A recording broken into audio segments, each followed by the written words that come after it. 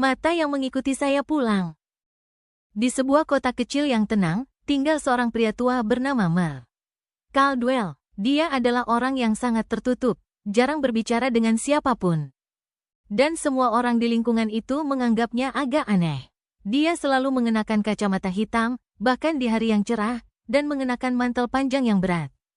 Tak peduli seberapa panas cuacanya, setiap hari, dia duduk di beranda rumahnya, dengan tenang mengamati orang-orang yang lewat.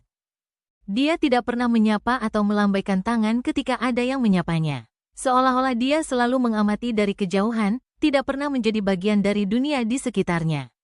Suatu malam, setelah matahari terbenam, saya sedang duduk di ruang tamu ketika saya mendengar suara aneh. Suara itu mulai terdengar seperti isakan, seperti seseorang yang sedang menangis jauh di luar sana. Itu tidak terdengar seperti tangisan biasa, suara itu tinggi dan penuh desakan, hampir seperti teriakan. Awalnya, saya pikir itu hanya angin yang bermain-main dengan saya. Tetapi suara itu semakin keras. Suaranya seperti berasal dari rumah Mel Caldwell. Saya tidak bisa lagi mengabaikannya. Saya meraih jaket dan segera keluar, jantung saya berdebar kencang. Saya mengetuk pintu rumah Mel Caldwell, tetapi tidak ada jawaban. Tangisan itu sudah hilang, digantikan dengan keheningan yang tidak nyaman. Saya merasa cemas. Tetapi saya memutuskan untuk berjalan ke belakang rumahnya untuk mencari tahu apa yang sedang terjadi. Ketika saya tiba di pintu belakang, saya melihat pintunya sedikit terbuka. Seolah-olah seseorang meninggalkannya terbuka dengan tergesa-gesa. Rumah itu gelap dan dingin, dan udara di dalamnya berbau lembab, seperti sudah lama tidak diberi ventilasi. Saya merasakan hawa dingin merayap di tulang punggung saya, tetapi saya mendorong pintu itu terbuka dan melangkah masuk. Rumah itu dalam kondisi yang sangat buruk. Perabotan tua tersebar di sekitar. Dan semuanya tampak tertutup debu dan sarang laba-laba. Dinding-dindingnya retak, dan lantainya dipenuhi kertas-kertas dan barang-barang yang rusak. Tampaknya tidak ada yang merawatnya selama bertahun-tahun.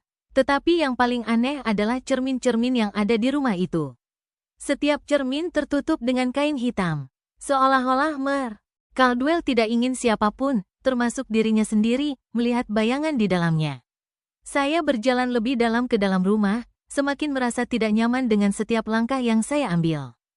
Keheningan itu sangat memekakkan telinga, tetapi kemudian saya melihat sesuatu di lantai. Itu adalah sebuah foto, setengah tersembunyi di bawah kursi yang jatuh. Saya membungkuk untuk mengambilnya dan terkejut ketika melihatnya. Itu adalah foto Mel Caldwell, tetapi wajahnya benar-benar kabur. Saya mencoba memahami apa yang saya lihat.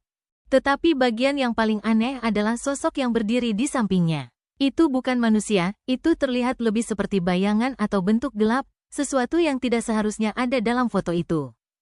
Sebelum saya bisa memproses apa yang saya lihat, saya mendengar sesuatu di belakang saya. Itu adalah langkah kaki yang lambat, seperti seseorang yang berjalan di seluruh ruangan. Tetapi tidak terburu-buru, jantung saya berhenti sejenak. Saya segera menoleh, dan di sana dia berdiri, Mel Caldwell, di ambang pintu. Dia masih mengenakan kacamata hitam, dan wajahnya tenang. Hampir terlalu tenang. Apakah kamu menemukan apa yang kamu cari? Tanyanya, suaranya dingin dan tanpa emosi. Saya terdiam, tidak bisa berkata-kata pada awalnya. Akhirnya, saya tergagap.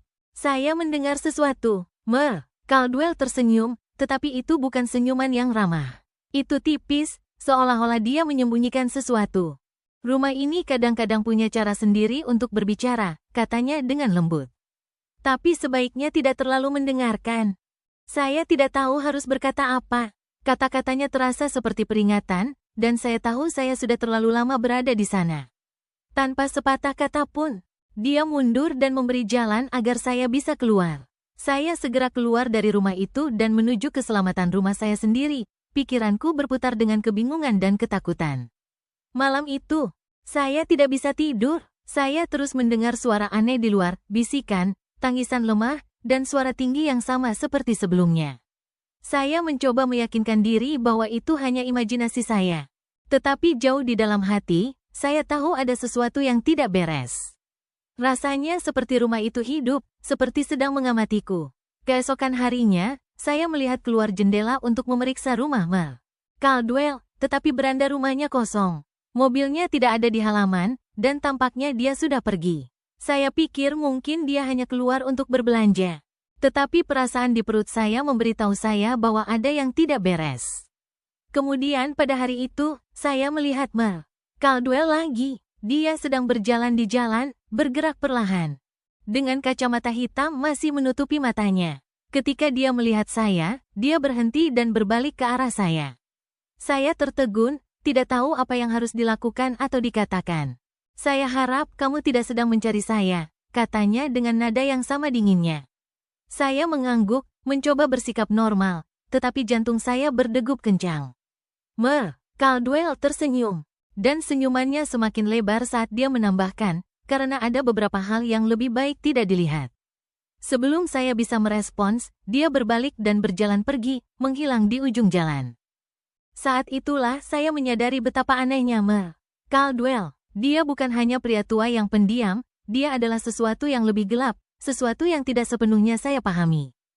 Saya sudah melihat terlalu banyak, dan sekarang saya tidak bisa menghindari perasaan bahwa dia selalu mengamati saya, menunggu saya untuk mengetahui rahasia menakutkan yang dia sembunyikan.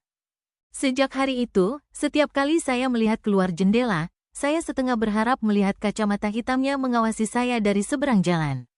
Dan jauh di dalam hati, saya tahu bagian terburuknya. Tidak peduli seberapa keras saya berusaha, saya tidak bisa berhenti memikirkan apa yang telah saya lihat di dalam rumah itu. Sesuatu yang bukan manusia, sesuatu yang masih ada di luar sana. Menunggu saat yang tepat untuk menunjukkan dirinya lagi.